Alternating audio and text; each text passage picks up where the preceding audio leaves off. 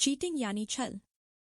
हम अक्सर इसे दूसरों के साथ की गई चालाकी, प्रतियोगिता में नियमों को तोड़ने या अपने फायदे के लिए किसी को भ्रमित करने के रूप में समझते हैं।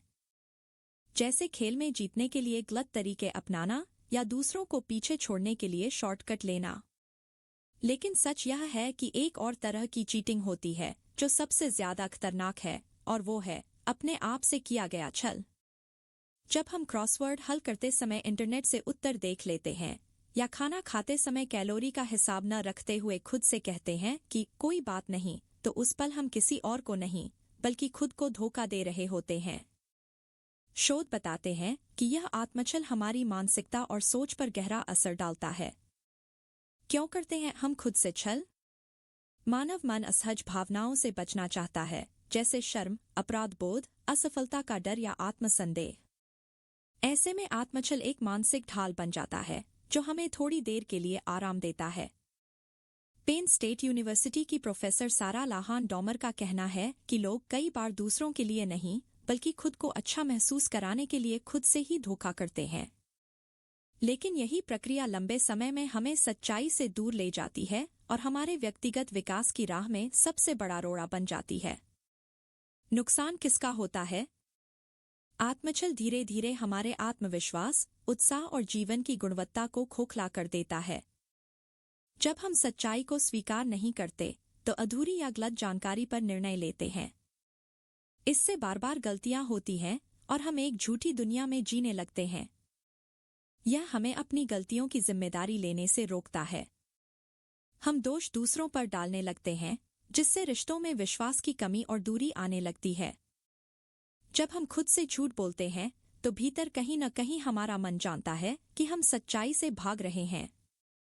यही अंदरूनी संघर्ष धीरे धीरे आत्मसम्मान और आत्मविश्वास को कमजोर करता है। लंबे समय तक आत्मछल में जीना अवसाद, एंग्जाइटी और पहचान के संकट जैसी मानसिक समस्याओं को जन्म दे सकता है। कई बार हम सोचते हैं कि हमारी आर्थिक स्थिति बहुत मजबूत है, जबकि सच्चाई अलग होती है। या फिर हम अपने आप को ज्यादा समझदार मानकर गलत निवेश कर बैठते हैं। छोटे छोटे झूठ हमें थोड़ी देर के लिए अच्छा महसूस कराते हैं, लेकिन लंबे समय में ये हमारे विकास को रोक देते हैं। सच्चाई में जीने का प्रयास करें।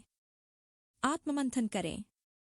हर दिन कुछ समय शांति से बैठकर खुद से पूछें, क्या आज मैंने कोई ऐसा झूठ बोला या बहाना बनाया जिससे मैं सच्चाई से भागा?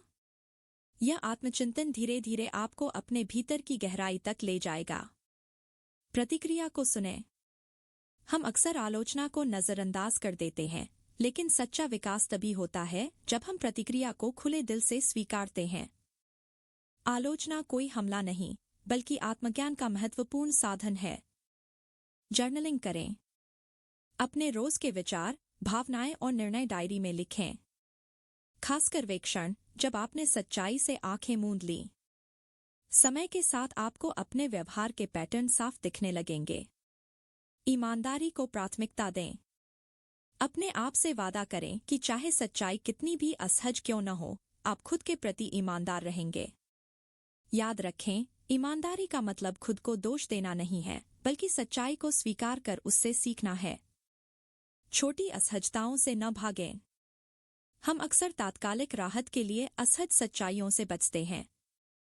लेकिन अगर हम मान लें कि गलती हमारी थी, तो शर्मिंदगी भले लगे, पर यही एहसास हमारे आत्मविकास की दिशा में पहला कदम है।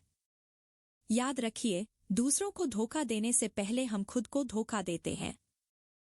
लेकिन जब हम अपने आप से सच्चे हो जाते हैं, तभी असली ताकत, आत्मविश्वास और विकास की शुरुआत होती है।